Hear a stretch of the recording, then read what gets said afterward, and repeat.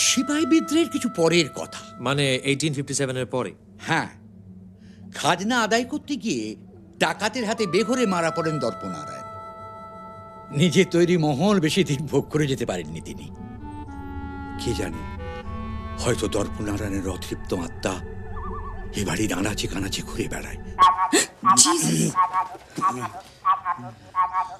Hello hello, হ্যাঁ হ্যাঁ বলো। হ্যালো, চা কেটে গেল। কি স্পুক কল? বাট সুমিতদা, ও চেষ্টা করছে বোধহয়। এই অয়নদা, তুমি প্লিজ তোমার এই রিংটোনটা বদলাও তো। কি চমকে গেছি।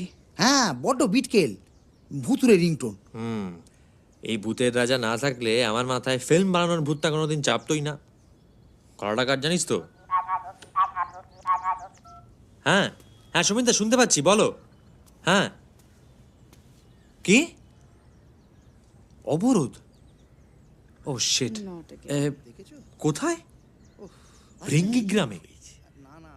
ভৃঙ্গি গ্রাম আছে নন্দী ভৃঙ্গি? ল্যান্ড অ্যাকুইজিশনের বিরুদ্ধে? ব্যাস, তাহলে তো হয়ে গেল রে। পশু তো শুটিং গো। না না, কাল হবে না, কাল আমার একটা খুব জরুরি মিটিং আছে। গাড়ি করে আসবে? পাবে গাড়ি ওখান থেকে? এই তোমার কতক্ষণ লাগবে বলো তো গাড়ি করে আসলে? দেখো 2 ঘন্টা রে, এদিকে আবার। টেনশন করবেন না। আচ্ছা শোনো, আমি দেখছি রিকোয়েস্ট করে কি করা যায়। তুমি না রওনা হয়ে গিয়ে আমাকে ফোন করো, ঠিক আছে? হ্যাঁ। আচ্ছা, এই এখানে এমন কেউ নেই না যার হাতে আপনি চাবিটা দিয়ে যেতে পারেন? ছিল একটা দরোয়ান, হ্যাঁ। সে তো ভূতের ভয়ে চম্পট দিয়েছে। আমাকেই সব দিকটা সামলাতে হয়।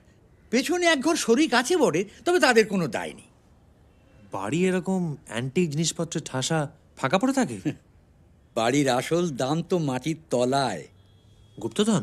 কানাঘুষো শোনা যায় এ বাড়ির নিচে মোহরের ঘড়া পোঁতা আছে। Hidden treasure. ওয়াও। জলের পাইপ সারাতে গিয়ে এ বাড়ির নিচে ব্রিটিশ আমলের গিনি পাওয়া গিয়েছিল। হ্যাঁ। হ্যাঁ বলো, পেয়ে গেছো? ব্রিলিয়েন্ট। আচ্ছা, ট্রাক, বেস্ট অফ লাক। হ্যাঁ ঠিক আছে, চলে এসো, আমি আছি, আমি ওয়েট করছি। এই শোনো, কোনো প্রবলেম হলে আমাকে ফোন করো কিন্তু। হ্যাঁ ওকে, হ্যাঁ ঠিক আছে। দাদা বুঝতেই তো পারছেন, একটু প্রবলেমে পড়ে গেছি। সে তো বুঝতেই পারছি, কিন্তু আমার তো আর দাঁড়াবার জো নেই।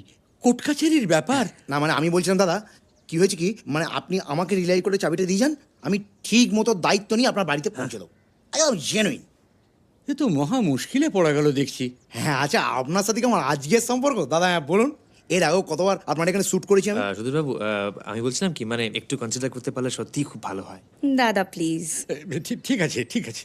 এই কাজ মিটে গেলে এই দরজা জানলা বন্ধ করে চাবিটা আমার বাড়িতে পৌঁছে দিন। অন্যের দায় ঘাড়ে নেওয়া, বুঝেছো তো? আপনি একদম চিন্তা করবেন না স্যার, আমি আপনাকে কথা দিচ্ছি, আমি ঠিকঠাক আপনার বাড়িতে পৌঁছে দেবো। স্যাঙ্গুইন। চলো তোমাকে সব বুঝিয়ে দিই। এইটি হলো সদর দরজা। সদ্যজা। যাবার সময় দরজা জানলা বন্ধ করে দিও কিন্তু। আর উটকো লোক টোক এসে কিছু জিজ্ঞেস করলে ও শুটিং ফুটিং এর কথা কিছু বলার দরকার নেই। পেছনে কিছু শরিক আছে, তাদের কাজই হলো কাটি করা। আরে না না, কোনো অসুবিধা হবে না, আপনি নিশ্চিন্তে চলে যান। ওকে, চলি sir. Okay sir, thank you. আচ্ছা।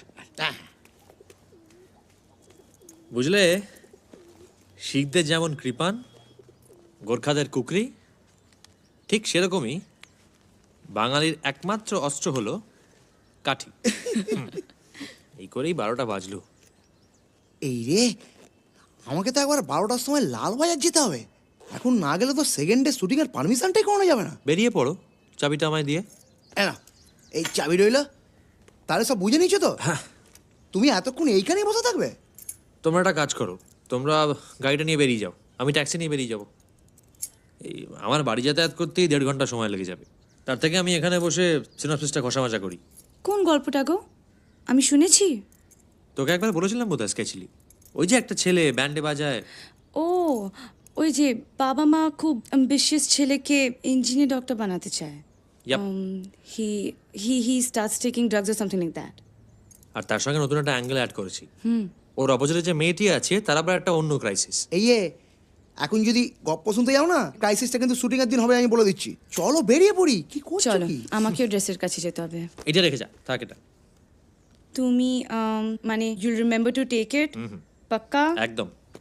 আচ্ছা বাই দ্য ওয়ে, এত বড় ভুতুরে বাড়িতে তোমার একা একা থাকতে ভয় করবে না? ও সঙ্গে রাম থাকলে কোনো ভূত পেত কিচ্ছু ধারে কাছে আসবে না। মানে আরে গত পরশু দিন আমার হোল নাইট ছিল, তুমি তো জানো যে আমি একটুখানি রাম ভক্ত হনুমান আছি। তা ওই একটু ঢুকু ঢুকু না করলে তো চলে না। ওই হাফ পয়েন্ট রয়ে গেছে, কি রাখবে? হ্যাঁ, ভয় লাগলে টাক করে মেরে দেবে। লাগবে না, থ্যাংক ইউ।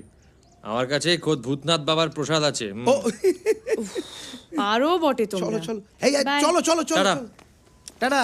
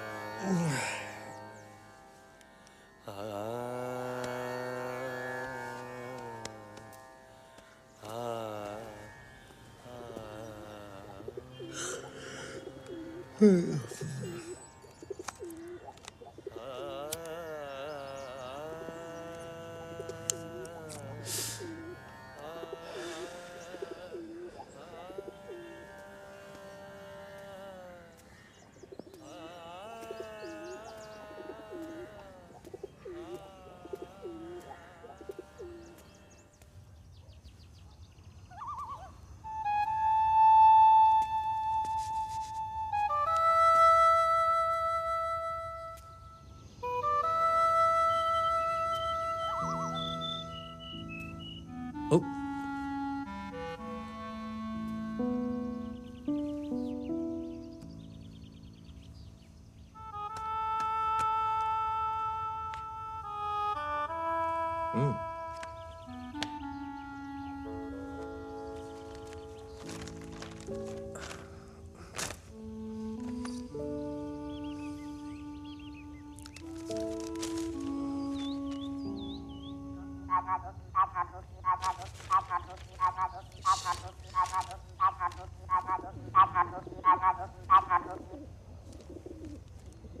হ্যাঁ সুমিতা বলো, কোথায়? ও বাবা, তাহলে তো এখনো ঘন্টা দেড়েকের মামলা। ঠিক আছে এসো, আমি ওয়েট করছি। হ্যাঁ না, এই বাড়িটা খুব ইন্টারেস্টিং বুঝলে। আমি একটু চারপাশটা এক্সপ্লোর করে দেখছি। যা সব ছড়ানো আছে না চতুর্দিকে, ভাবতে পারবে না। নবীনচন্দ্র সেনের পলাশির যুদ্ধের পুরনো এডিশন, 71 সালের আনন্দবাজার, তাতে আবার পুলিশের গুলিতে নকশাল নেতার খুনের খবর। পুরো টাইম ওয়ার্পের মধ্যে আছি।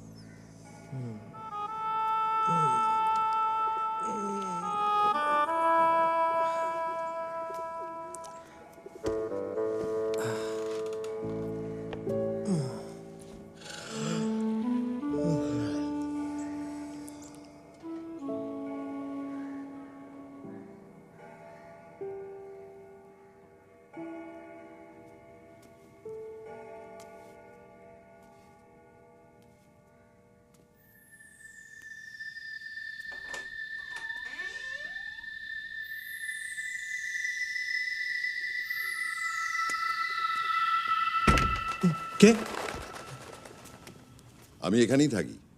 ও ও সুধীরবাবু বলছিলেন বটে। হ্যাঁ, ও আর কি জানে। তো আপনি এখানে একা? ওই আমি একটা কাজে এসেছি, একজন আসবে, ওই অপেক্ষা করছিলাম। শুটিং? হ্যাঁ ওই আপনার কি ধরনের ছবি?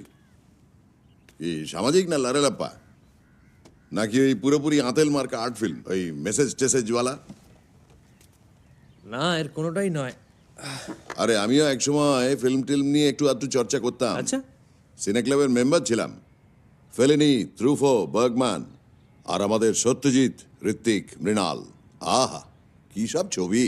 বাবা, আপনি তো রীতিমতো ফিল্ম বাফ দেখছি, হ্যাঁ?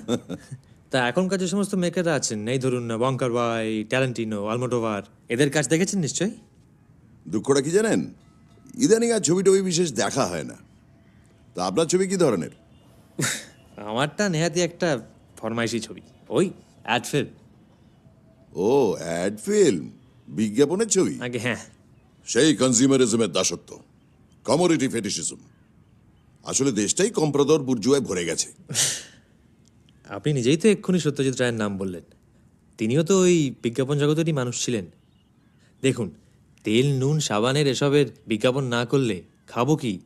আর ফিচার ছবি যে বানাবো, পয়সা কে দেবে? বটে, নিজের ছবি বানানোর ইচ্ছে আছে তাহলে? আছে তো বটেই। মাথায় একটা গল্প ঘুরঘুর করছে, নাম ব্যাডলি বাঙালি। ইনফ্যাক্ট এই কালকেই একজন প্রডিউসারকে শোনানোর কথা। বাহ, তো শুনি কিরকম, আর যদি আপত্তি না থাকে। না, আপত্তি কিসের? ওই বেসিক গল্পটা একটা ছেলেকে নিয়ে। ছেলেটি ব্যান্ডে বাজায়, তো ব্যান্ড? কি ব্যান্ড পার্টি? না, ব্যান্ড, গানের দল। মানে বিটলস যেমন? হ্যাঁ হ্যাঁ, তবে বাংলায়। Bangla band? Beat of an oxymoron. Interesting, carry on. হ্যাঁ, ওই এই ছেলেটির বাবা মা তাদের নিজেদের আনফুলফিলড অ্যাসপিরেশনসগুলো চরিতার্থ করতে চায় তাদের ছেলের মধ্যে দিয়ে। ছেলেটি এই কোনো কিছুর সঙ্গেই ঠিক রিলেট করতে পারছে না। ওর কলমে গান আসছে না, মাথায় সুর আসছে না। He is in a sort of non creative limbo. আর ওর বান্ধবী যে মেয়েটি, সেই মেয়েটির বাবা মা এদিকে চান মেয়েটির বিয়ে দিতে কোনো একটা ভালো সেটেল পাত্র সঙ্গে। ওই ওই ওই old wine in a new bottle. আচ্ছা, শেষটা কি হয়? শেষটা নিয়েই তো প্রবলেম। মানে ওই শেষটা মাথায় আসছে না কিছুতেই। মানে আমি না অনেকগুলো নতুন ক্যারেক্টার্স ইন্ট্রোডিউস করেছি, নানা রকম প্লট পয়েন্টস এনেছি, ক্রাইসিস আছে, সিনেম্যাটিক মোমেন্টস আছে, কিন্তু ওই রেজলিউশনটা কিছুতেই পাচ্ছি না। কালকে একটা কিছু আমাকে শোনাতেই হবে। আমার কাছে কিন্তু একটা জব্বর সিনেমার জন্য গল্প আছে। একসময় এসব নিয়ে ভাবতাম তো, বাজিয়ে দেখতে পারেন, লেগে গেলেও যেতে পারে। শুনবেন? Why not? মানে story idea is always welcome. পেলে তো ভালোই হয়। তাছাড়া যা মনে হচ্ছে আমাকে তো এখানে আরও ঘন্টা দেড়েক থাকতে হবে। গল্পের থেকে ভালো টাইম পাস আর কী বা হতে পারে? তাহলে চলুন, বুদ্ধির গোড়ায় ধোঁয়া দিয়ে গল্পটা শুরু করা যাক। চলুন। আসুন। না থ্যাঙ্কস, আমার আছে।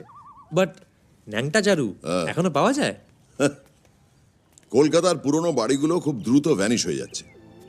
উত্তর কলকাতা দুটো শতাব্দী পার করা বাড়িগুলো থেকে দক্ষিণ কলকাতার আর্ট ডেকো স্টাইলের বাড়ি।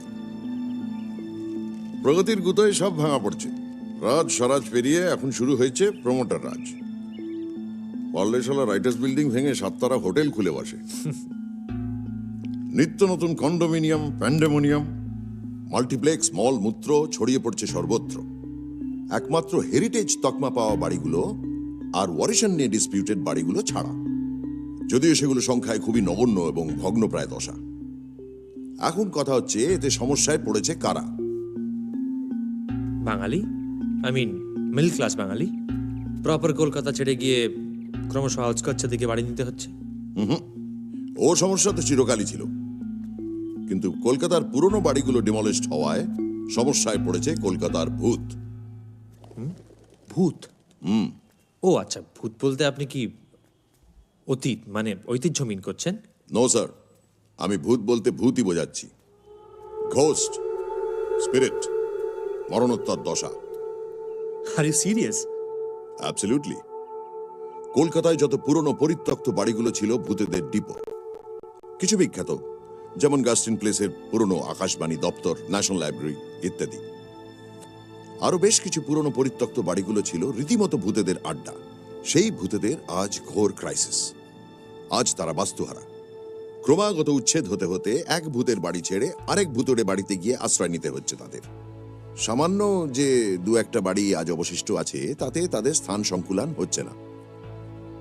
অথচ ভূত সমাজের